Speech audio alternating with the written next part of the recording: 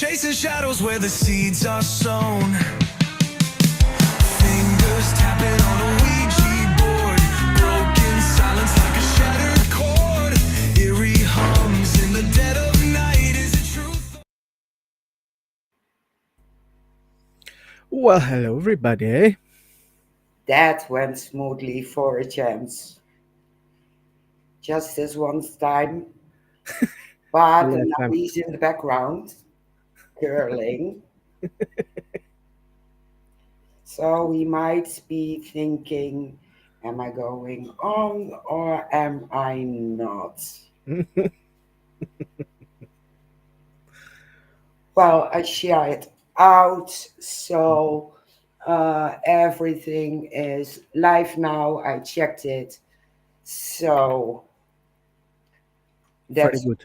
perfect. Let's start. We're supposed to have a very interesting guest. He promised to come on tonight, Yep. and I made a stream already, and um, our Shane was having contact with him, Yes. and he read the message and he ghosted us.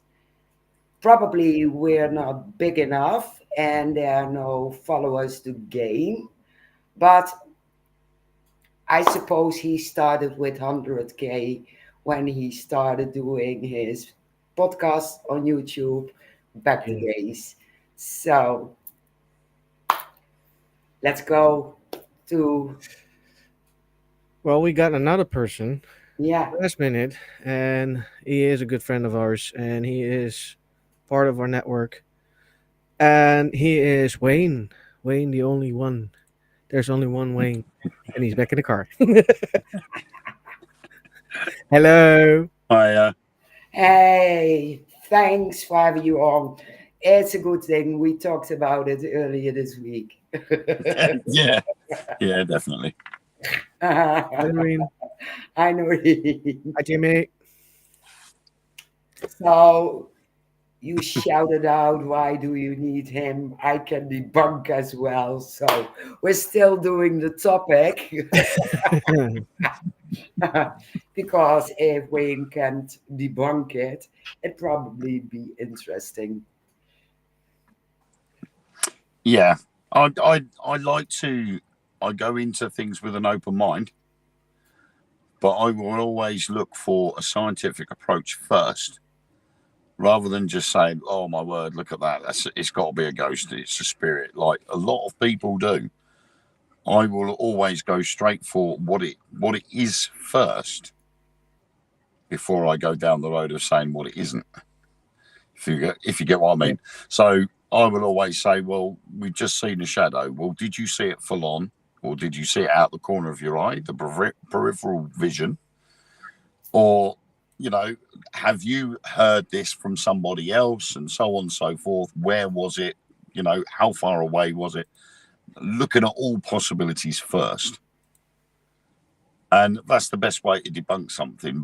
But picking up a video and scrutinizing it without actually physically being there, speaking to the people that recorded it or witnessed it firsthand, that's not what I would class as debunking. No. You would physically have to be there to be able to debunk something properly. However, some videos that are out there on social media, you can clearly tell is AI or photoshopped. For example, I posted a TikTok earlier on of me dancing like Michael Jackson in front of the UFO at Rendlesham Forest. Yeah, Wayne Jackson. There is no way I can dance like that. So I could honestly say that was AI because it was done through CapCut. I actually thought it was real. I saw you go. Somebody would say that is real, and somebody did say in the comments, while we're out investigating on Saturday night, I am going to have to recreate that dance. No way. No. No. There is no way I'll be recreating that dance. I'll try, but there's no way I'll do it. But so yeah, it's awkward, and it's horrible to I don't like to diss people that stand there and say, "Oh, well, I'm the best person at debunking videos." Yeah. That, you know, it's like in the paranormal field when we turn around and say, "Oh, you're an expert," or they give out awards for the best investigators, and I'm just thinking, why are we doing this? Why have we got an Oscar award for the best investigator? You know, we're all after the same thing. We're all after evidence, and we want to share the evidence, not necessarily to blow your own trumpet and get recognized and, oh, look at me, I've caught the first manifestation of a ghost. The fact that someone was able to catch that should be all the accolade that it gets as it is. Agreed. You know, and there are a lot of people in this industry that do exactly that. Agreed. And I couldn't care less. I share my photos out. I'll share my videos out, EVPs. And if people want to stand there and say, "Oh, no, that's rubbish, that's fake," then that's their opinion. Yeah. And I'll just keep sharing what I get. And in all honesty, it's few and far between. The evidence I catch may not necessarily be in the hundreds every year. No. I might only get 3 or 4 things that I think warrant being shared out there. And I think that makes a big It difference. does. Definitely does. Yeah. But we don't share that much either. Because No. it's not worth sharing. No. And there are some EVPs that are very, very soft. We can hear them because we trained. But when I put it online, people are like, yeah, I don't hear anything. No, I know. I'm not going to put it online anymore. And the thing as well with a lot of EVPs is you don't necessarily notice it No, true. when it happens according to the EVP. So you could ask a question and record for 30 seconds afterwards. You won't hear the answer, but when you play it back on the EVP, you could go, say, 15 or 16 seconds in, and you hear something, and you're like, I don't remember hearing that when we recorded it. And I can't remember which application it is, but I think it's Lex voice recorder. Yeah. And it gives you the spikes. It actually gives you a graph of when the sound spikes come in. So you can easily go back to it and go, well, we know that there was nobody saying anything then, but when you look at so many seconds in, there's a sound spike. And everybody was quiet. So I've combated that one by actually putting the device down on the floor or on a shelf, and I've set it to record and I've walked out. Because then that way it rules out any personal movement within the location that could make that sound appear on there. And if you combine that with locked off cameras, you can prove you walked out. Yeah. Agreed. And that's all it is all these people that can debunk things. You've just got to look at finding ways around it so that they know that you haven't faked anything. And then when you get the TV shows that stand there and they're pumping out episode after episode, and I'm like, hang on a minute, in real life, we wouldn't have got that much evidence in that space of time. No, exactly. Exactly. So But that's still weird with me. But people believe it. It's still powertainment, and it's what people want. It's TV, it's Hollywood, and if you believe it's the real deal, well, okay, but it's entertainment. yeah, I mean, I'm not too sure about other countries, but I know here in the UK now with paranormal shows, you have to have a disclaimer at the beginning before the program starts, saying that this is for entertainment purposes only, and that covers the backs. So if someone actually takes it for real and goes, "Oh my God, they've caught a ghost," then you've got to sort of, rather than sort of sharing it out and going, "Oh, so and so caught a ghost," they're like, no. They didn't, because if you look at the beginning, it says for entertainment purposes. Yeah. When we film for Truth Beyond Paranormal, we don't have to do that, because we're actually just going there, we're filming it, but we're also doing a live feed at the same time, and it only goes onto the internet. So people are able to see what we're doing right from the start, live feed. And then if they look at the episode and we've got, I don't know, 45 minutes where we're in a cellar, but only 3 minutes of it pops up on the actual show itself, they can look back at the live feed and watch the entire 45 minutes. Yeah, exactly. Including that little clip. So we can then get away without putting for entertainment purposes because we've done the live feed alongside it. Yeah, exactly. Good idea to do, Mary. Yeah, it's very smart. But I hate to see myself in a live feed, and I hate hearing my voice. It sounds so off. And if we capture anything, I shout out. To be honest, I used to be like that myself. I always had jobs that I was either on my own or I was out the way from the general public, so I never got involved with anybody. And then when I started working for my parents' coach company, I then had to start dealing more with the public. And it took me out of my comfort zone because I was talking to the customers as they were getting on the bus. I had to give niceties. So I had to sit there and go, good morning or good afternoon, how are you? Enjoy your day at this place, blah, blah, blah. And had to be nice and sweet because at the end of the day, they would go around with a bag collecting tips for the driver. So obviously the more polite and well-mannered and talkative you were to them, the likelihood was you would get more tips. That's always a good thing. So, Yeah. yeah. Exactly. So that sort of boosted my confidence a lot more. And then doing that and then starting doing more in the paranormal, the confidence just went through the roof. And now I never really sort of take notice of my voice. All I know is it's quite deep. And that's it. And it sounds different if you hear it back, because you hear my voice like it actually is. But when I hear myself back, I have something like, oh my God. But I'm the female Jekyll and Hyde. And my job, I'm polite, I'm well-mannered, I never curse, I speak in public because I work at a museum. So I have to tell people, and sometimes even big groups, what they have to do, what they are looking at. So, but if it comes to the paranormal, if Shane handles the camera, I don't have a problem with it. But if I have to do it myself, I know there's a camera. Yeah. I think that's the best thing, watching your P's and Q's while you're out. Yep. I mean, I try not to. I think that's why it was my idea for to have a blooper reel at the end of each episode of Truth Beyond Paranormal. Yeah.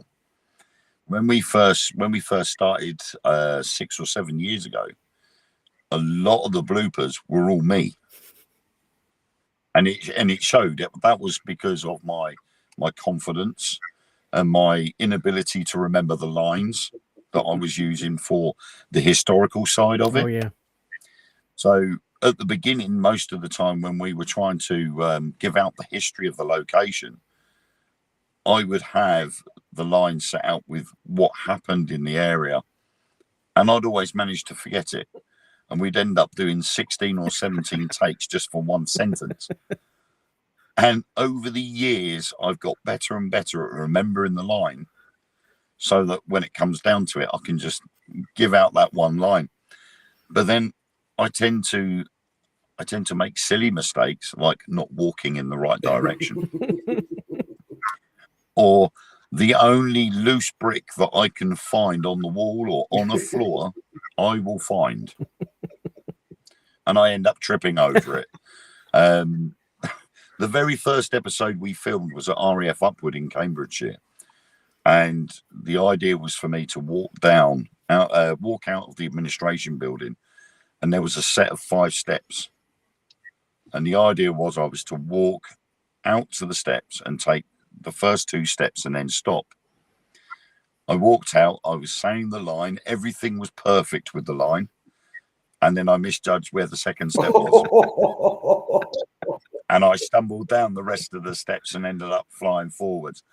And it was hilarious because at that time we had 15 people in the team. Oh my God. And everybody just cracked up laughing. And I'm like, I suppose I better go back in and start again, hadn't I? So, and then we had incidences where that were out of my control. We were filming in another admin building, and there was supposedly a dark shadow would dart from one room to the other and go along the corridor. So I was standing in this corridor, and the whole line was supposed to be a dark shadow had been seen darting from room to room along this very corridor. And as I started to say the line, my partner's mobile phone went off. And it was the starting theme tune for The Little Mermaid. So as I'm walking along, I started the line, and then all of a sudden you hear do do do do do do do do do, and I'm like, really? So that ends up in the blooper reel right at the end. So all of the possible cock-ups we could come out with end up at the end of the show. And it, in a sense, has made the show so popular just for the blooper reel. You know, falling down the stairs. That, again, was in the very first episode. I literally stumbled. And as I was stumbling, I completely messed up the words that I was saying. And I just came out with just random words. Hadn't even got a clue what I was saying. I just went blah, blah, blah, blah, blah, as I was stumbling down the stairs. So it just goes to show there is real life out there. Oh, yes. Definitely. There definitely is. Yeah, I can remember one teammate from me, but we didn't get it on video. We got it on photo. That's even funnier. Because you see the photo go, pet, pet, pet, pet. Yep. He jumped. I mean, when jumped off a when bunker. it's not so bright outside, and something like that happens, that makes it more fun. Oh, yes. Hell yes. Funny as hell. It is. Yeah. I'm still hearing the Little Mermaid now.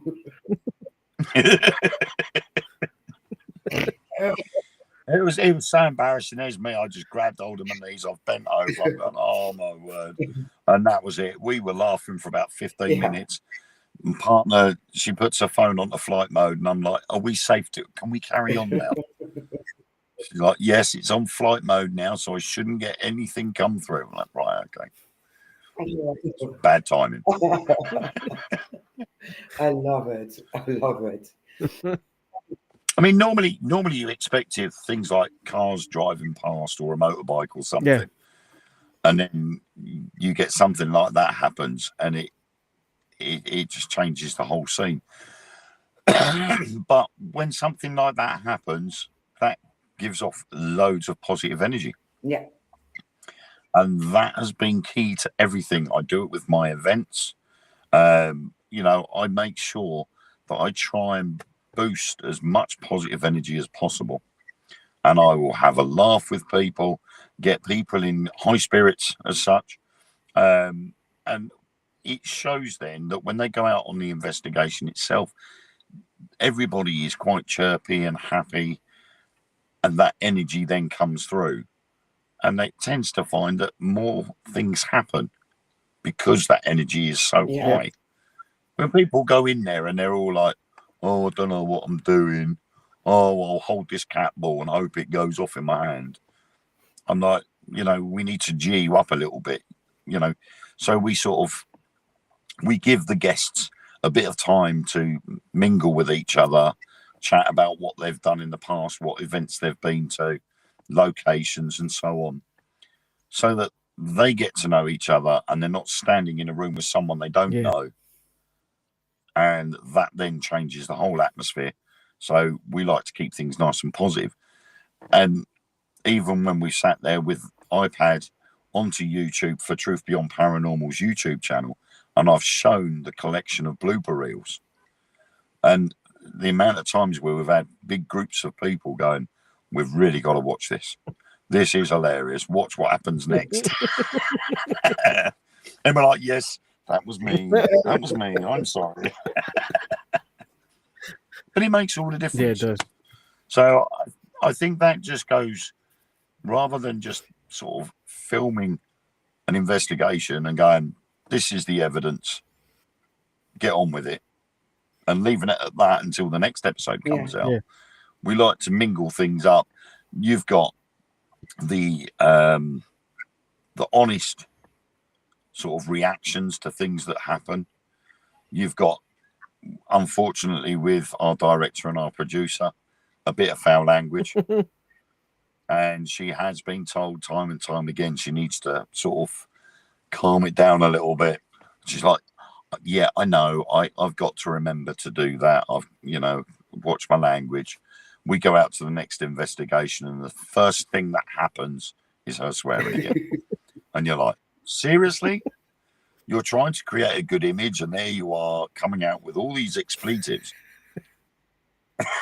Duct tape. and that's not good. So we get there in the end, though. So we just say we'll just bleep it out. There's a lot of bleeping.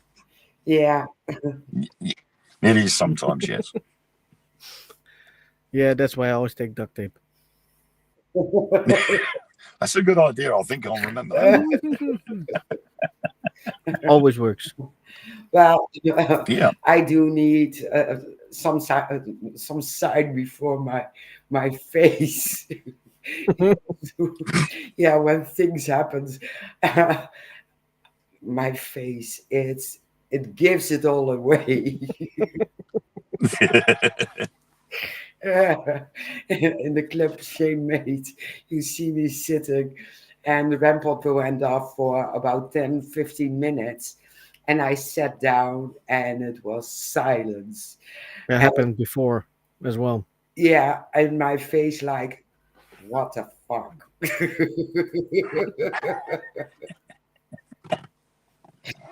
I think that was probably because it knew you were standing there. It wanted you to stay standing.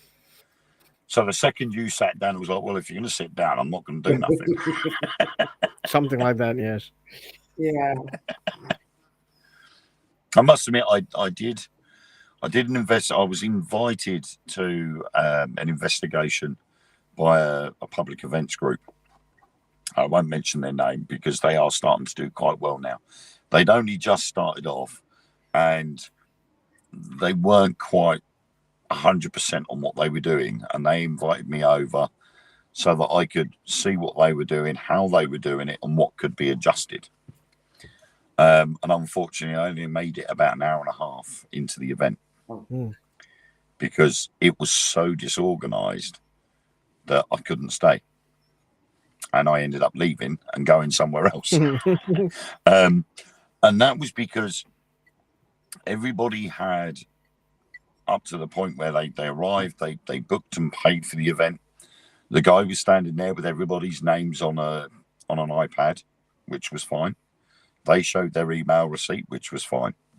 And then he turned around and he said, right, if you go down to my mum, she'll take your tea and coffee order. And I'm thinking, I know this location. What's she going to do? Is she going to go down to the local cafe? They don't have no electricity in there. So I'm like, she must be going off out to get the coffees. So she's standing there with a clipboard, writing down whether everybody wanted tea or coffee or hot chocolate.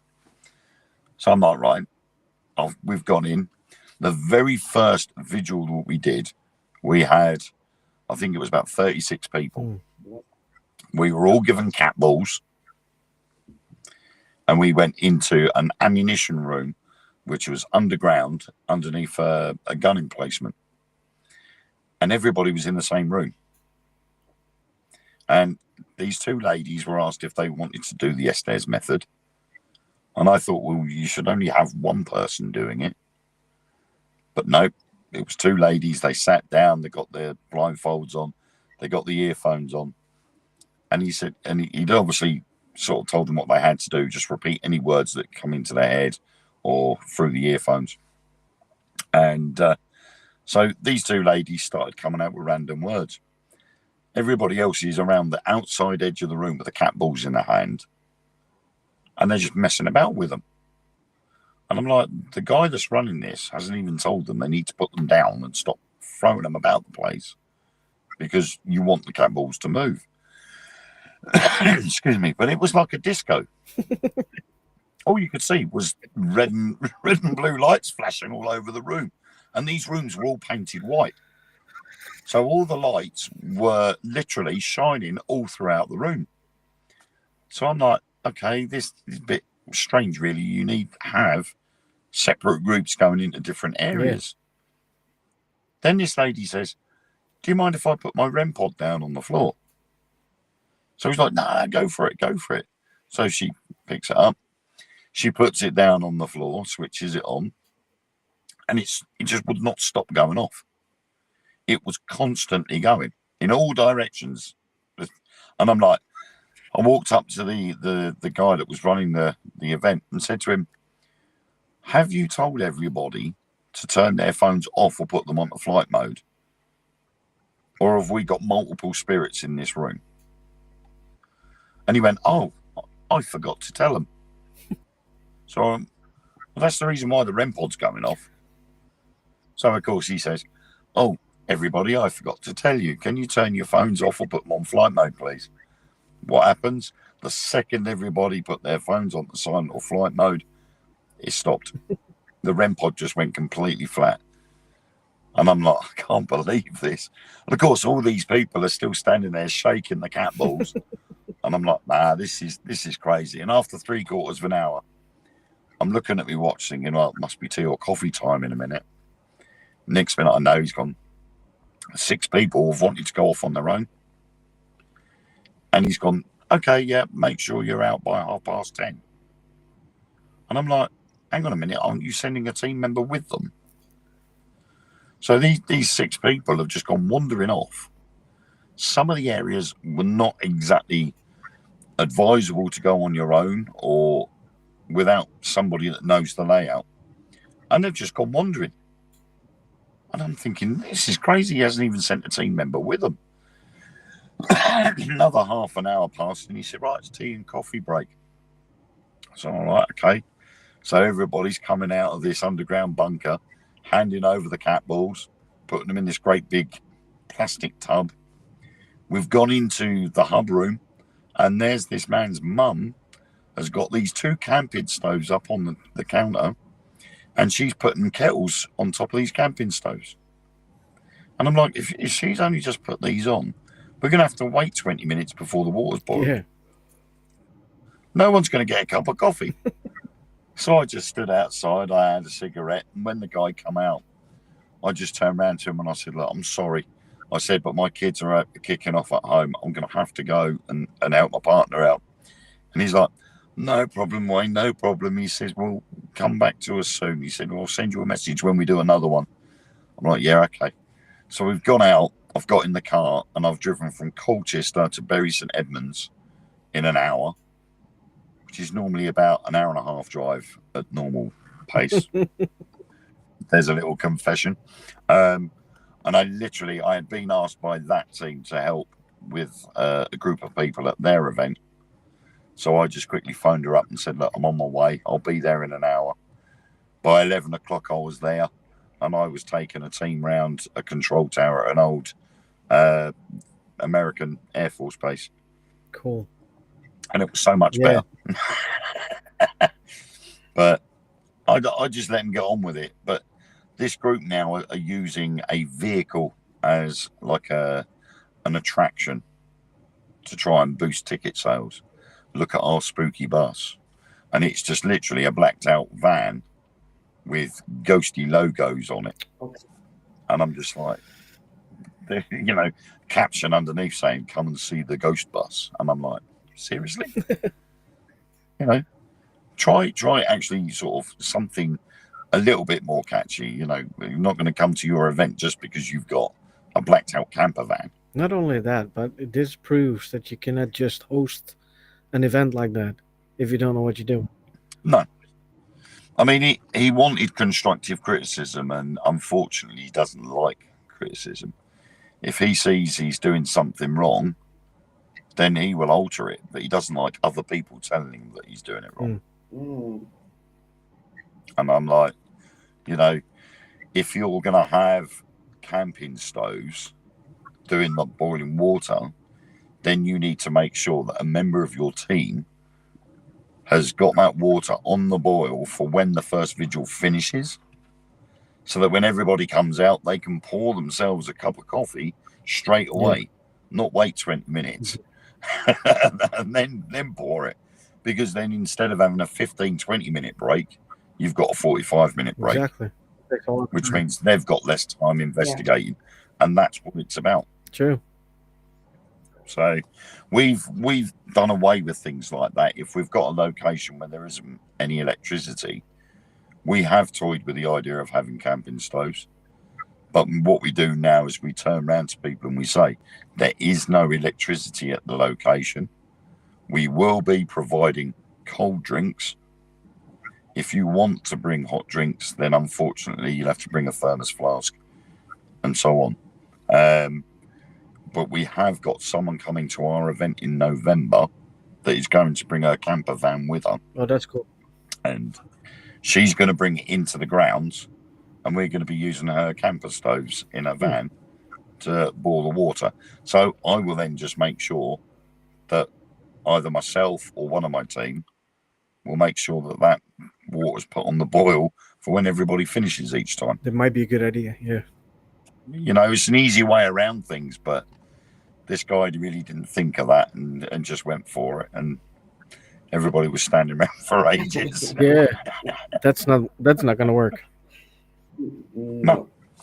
I mean, I come out with weird things we like: cartons of milkshake, cup drinks, cans of Coke, things like that, or an energy drink if anybody wants them. And we just say, right, help yourselves, go for it. Yeah.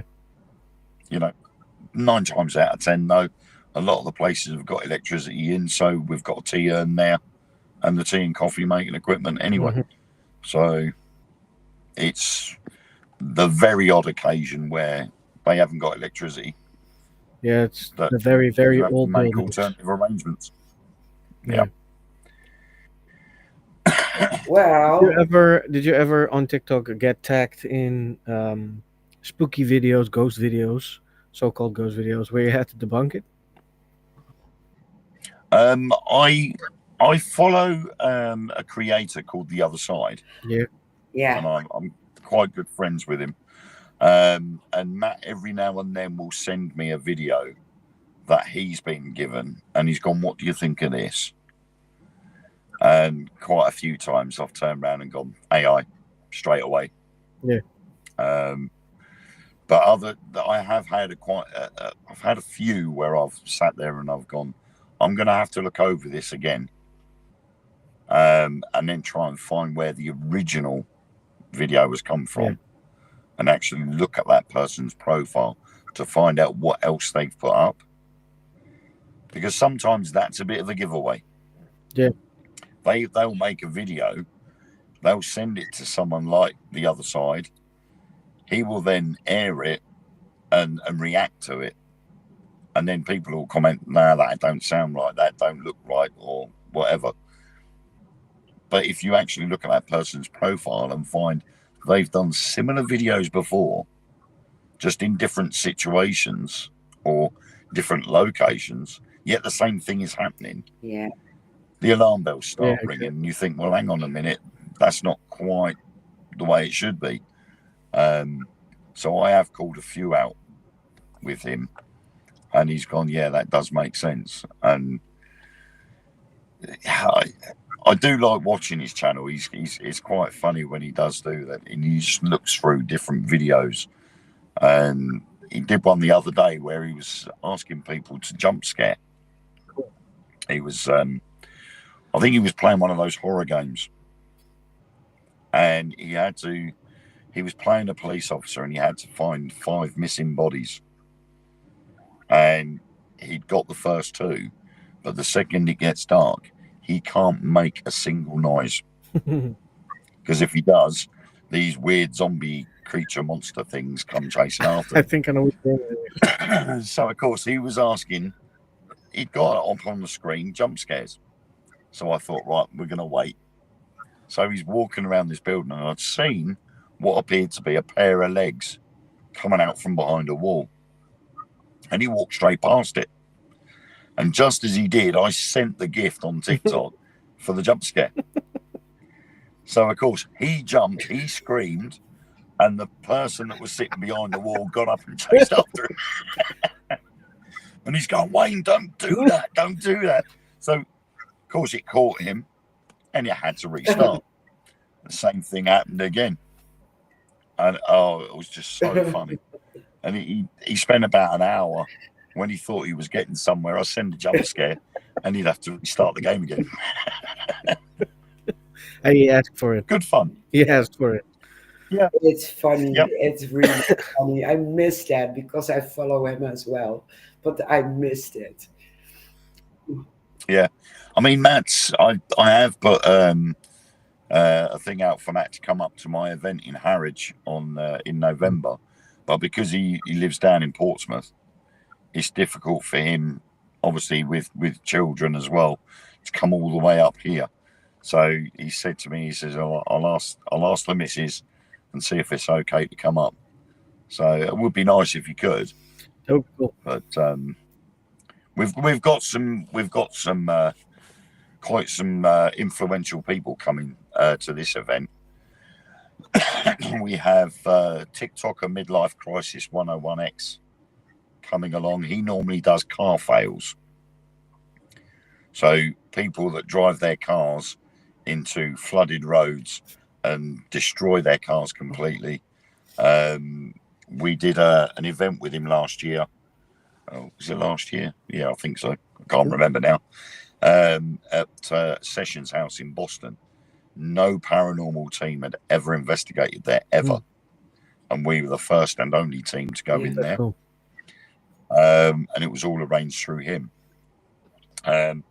So we've invited him along to this one. We've got a YouTuber, Tom Sunderland, that does a lot of motoring videos, but he was also at Sessions House in Boston, so he's coming as well. We've got Kelly from Paranormal. She's coming along. She's a TikTok creator as well as paranormal investigator. And we just recently did an experiment and study with her at 30 East Drive in Pontefract. And the paper has just been handed in, so we're just waiting for the all clear on the paper, and then we're allowed to explain what we did. Cool. Because if the paper is accepted, it will be the first time in 50 years that this evidence has been able to be confirmed and used as evidence. That's exciting. Because the last time this particular type of paper was put in was back in the 1970s. A long time. And because the man that did the experiment did not use protocol. And so because he didn't use protocol, it wasn't accepted. Whereas this time round, we've gone down the full protocol. We followed everything word for word. And so hopefully it should be accepted and take it from there. But we're going to be doing another one February next year, I think. And I think that's down in Cornwall, the Jamaica Inn. Cool. That is very cool. And it's only going to be the 4 of us at that one, so that's going to be pretty good. It has to be. I'm looking forward to it. So she's coming along as well. And then we've got Nick Stepani. Yes. Great friend of mine, Nick Stepani. He used to be on Daz Black's Ghost Hunt and a couple of other ghost hunting shows on Really TV and various platforms. He's coming along as well. So we're going to have, it's literally going to be a full house, but there's going to be a lot of fun and a lot of positive energy involved.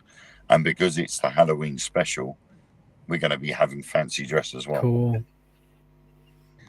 So Cool. it's going to be a good night, and I'm really looking forward to it. And You went to Rendlesham Forest. Yes, it's my excuse me, it's my favourite go-to for my alien research. We do with Truth Beyond Paranormal. We do cover all forms of the paranormal. So we will do cryptozoology and ufology as well as ghosts and spirits. And our director Sam had said to us once, "What shall we do for September?" The venue that we were going to go to has let us down, so we need somewhere else that we can go to. So I said, well, I've been saying for a while now, let's go to Rendlesham Forest. It's the home of the UK Roswell. So she was like, right, okay, we'll do that. So we arranged all to meet up. And from the word go, something was out. Something just wasn't right. Okay. We got there. There's a car park at the end of the runway at RAF Woodbridge. And that was where, a little bit further on from that car park is the East Gate, which is where the first sighting of the lights in the forest was seen. Yeah. So we're standing there. I'm filming the introduction. So I'm saying, welcome to Truth Beyond Paranormal. Tonight we're investigating Rendlesham Forest. And as I'm saying that, this white pickup truck's coming down the road towards the gate. And I'm like, okay, I can understand a security patrol around the perimeter fence, because I used to have to do that when I was in the Royal Air Force.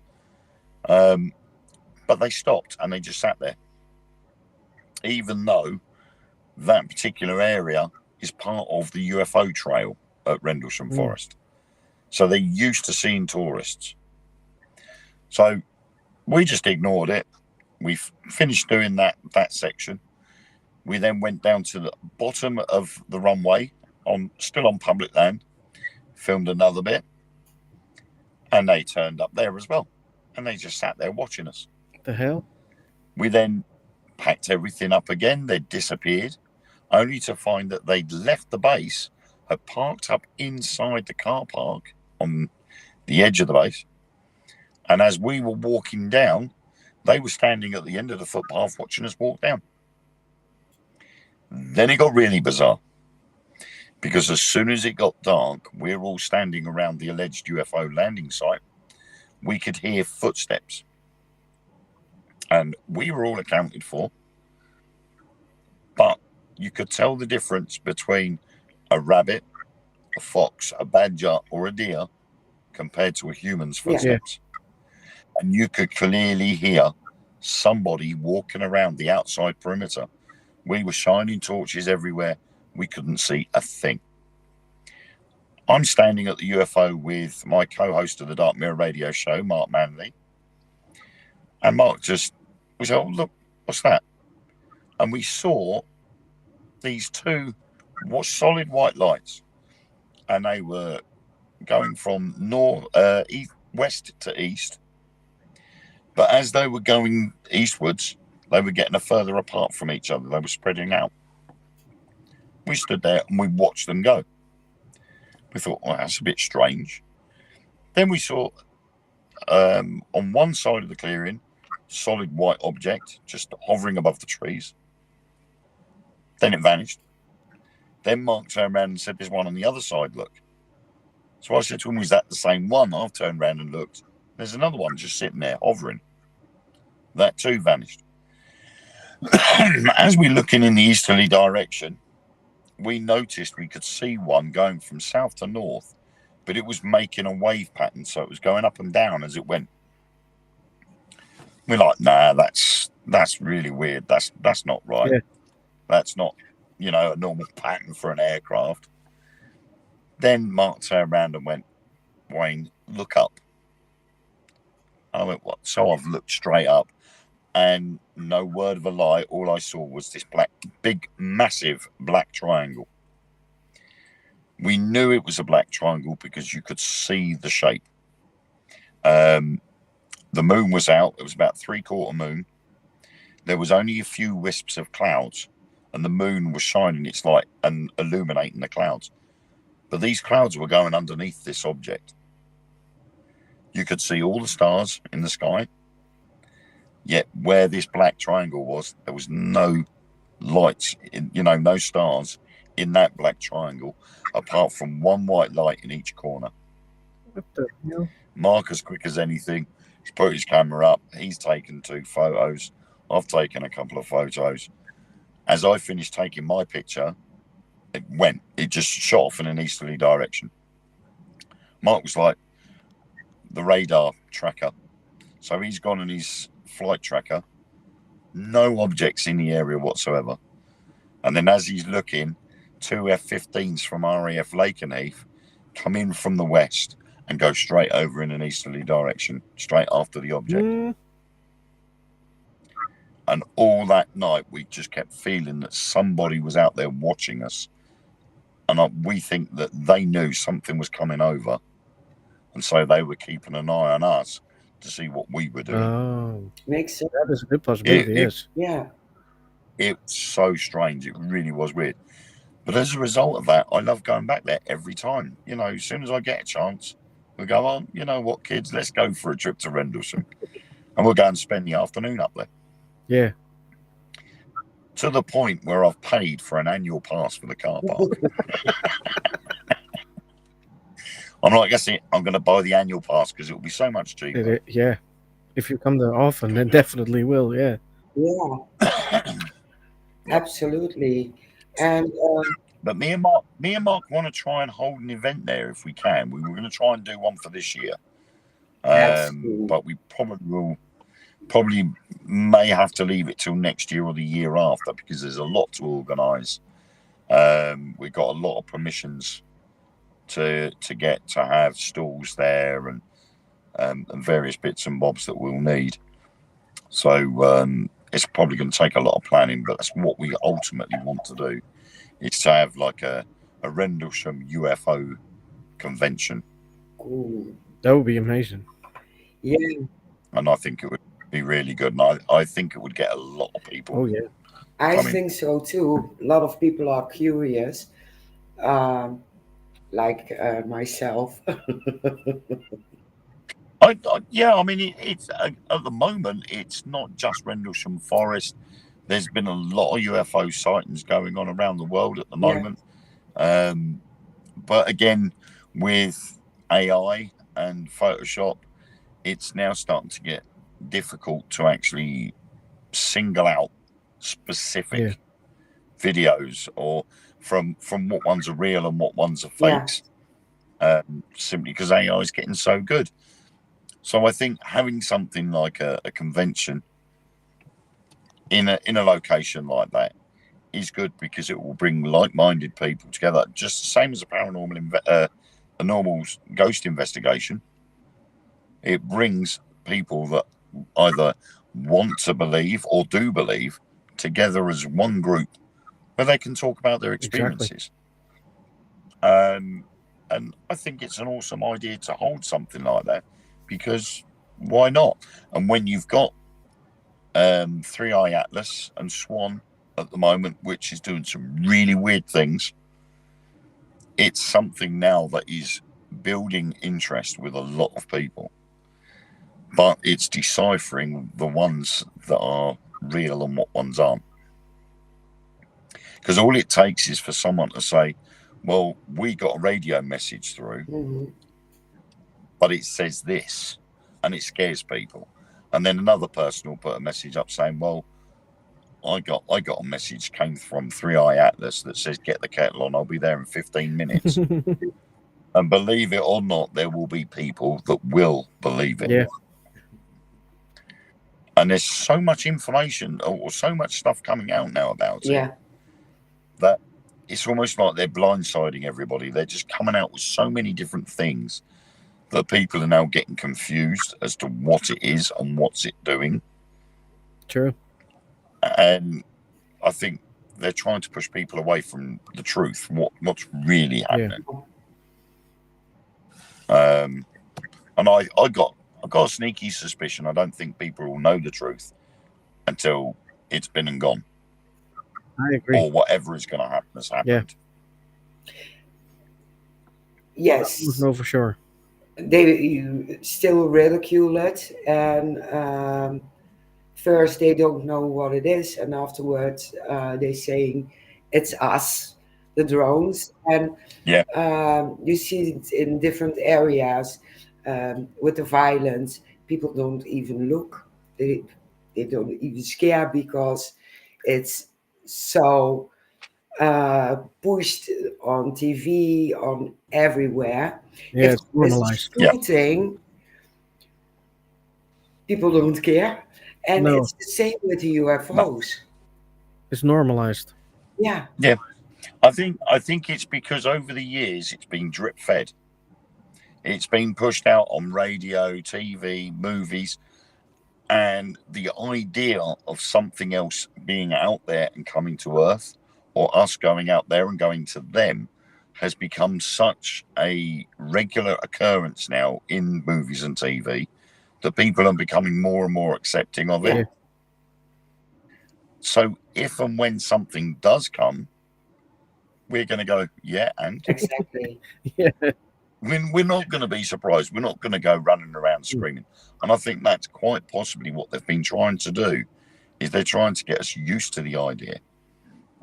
But even when you look at the religions, when you dig between the lines, you'll see there that they still talk about specific beings, not from this Yeah, earth, but from further afield.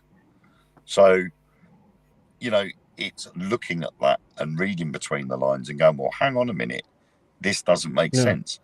Because the Christian Bible mentions the Anunnaki, but not the actual name, the Anunnaki.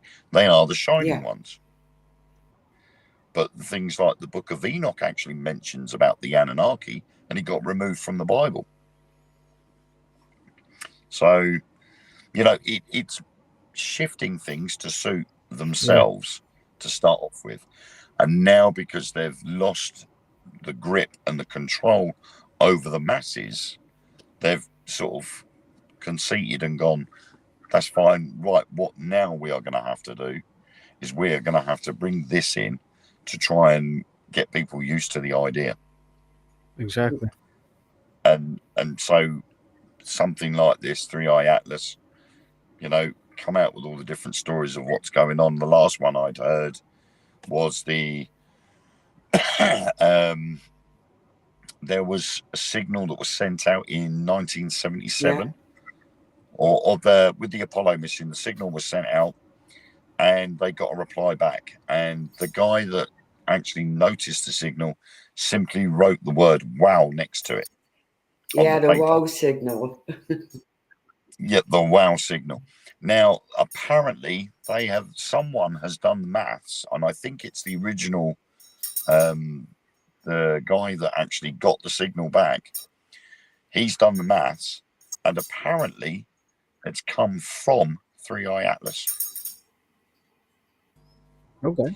because Three Eye Atlas came from the same area that the wow signal came from, and they reckon that they've done the maths, and it's come from Three Eye Atlas. But then all of a sudden, you get another one where they're saying the sun has done a coronal mass ejection, but it's been the biggest one we've ever known, and it went straight to Three Eye Atlas. So they're saying, is the sun some sort of Death Star, a battle station or Yeah, something, and it's seen Three Eye Atlas as a threat, so it's sent this coronal ejection at it to either destroy it or throw it off course. But it just seems all a little bit too coincidental. And now they're saying NASA might have to launch satellites to go round to the other side of the sun to keep an eye on what Three Atlas does once it's gone past it, yeah, because they don't know what Three Eye Atlas might do once it gets round the other side of the sun. Someone's scared, yeah. It has to be. and I think it's the higher ups. They've seen this object. They want to keep an eye on it so they know what it does when it gets to the other side of the sun. And our telescopes and satellites can't see it. So they want to send something up there to keep an eye Yeah, on it. they want to keep the control. They Yep. want to control everything. We do. But that's the thing. But because of social media now, they're losing the Yeah. Yes. control. So they have to bring out laws to stem the use of social media. But then that's when you've got the freedom of speech argument. You know, creators will turn around and say, but we should be able to put what we want in our videos. We shouldn't be curbed on what we say. But as we say, the powers that be are losing that control and they need to keep a hold of it. So they'll go to whatever measures they can Yeah. to allow that to happen. It won't work. No, they're losing it by the month, maybe even by the week. Yep. Definitely. Yeah. But that's what it is, isn't it? Yes, it is. It is. You know, it's always been one person or a group of people having that power over others. And that should not be the case. No. And as long as everyone battling each other, we're too busy to notice some things. Exactly. Yes. Yep. And I think that's why they try to sort of blindside you. I mean, me and Mark have always said on the Dark Mirror radio show that for every authentic video you find on social media, you will find 1,000 fake videos to try and push the real one out. And we reckon that the governments of the world have got people employed in social media to deliberately post rubbish videos and fake videos so that it pushes the real one out. Yeah, you could apply for a job like that. And a few years back, like a chatbot, and it's dangerous. It's really dangerous what they're doing. I think ethically I couldn't do it. Me neither. I could not sit there and create a video to purposely lie to other people. No, it's against my belief. I couldn't do it. Yeah. Yeah.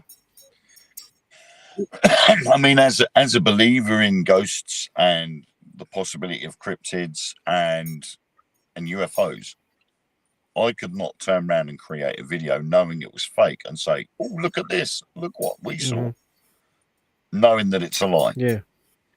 Because that's not what I do. I go out there, and if I film something that I think is paranormal, then I will post it for other people's opinions. Yeah. I'm not going to post it and go, "I've caught a ghost" or "I've caught a UFO." I go, "I caught something strange. What do you think?" Yeah. I'm not going to tell people it's a ghost or a UFO because I might not be 100% accurate. My eyes are getting old, so I might not have actually seen what I saw. So I let other people say to me, "Yeah, I think that's a ghost. I think it's this. I think it's that." That's the best approach.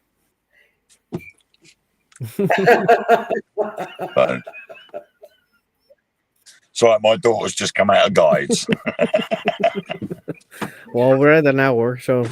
Yes, we are, and we for sure are doing the sequel, and for the Dark Mirror show. Of course.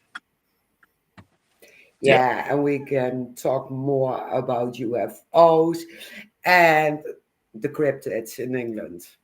Yep. Yes. Then we invite Lois.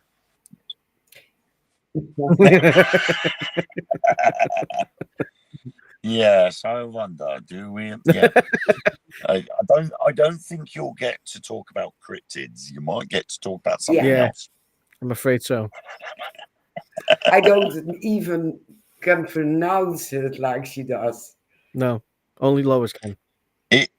It takes some doing, but you'll get there eventually. Oh, yes. Definitely will. Wayne, thank you for joining us. Yes, thank you. You're welcome. And we see you again tomorrow evening. Yes, indeed. In the Mystical Carousel. I'll be watching. Yeah. It's a good subject tomorrow night. We're actually going to be talking about new technology and experiments. Yes. I love So it. Like I it's said, I'll be watching. I think it's worth talking about because it allows people to actually come out with more theories on how they could get evidence. True. Yeah, So, True. very interesting. So we'll be on tomorrow, and Will. Shane will be watching.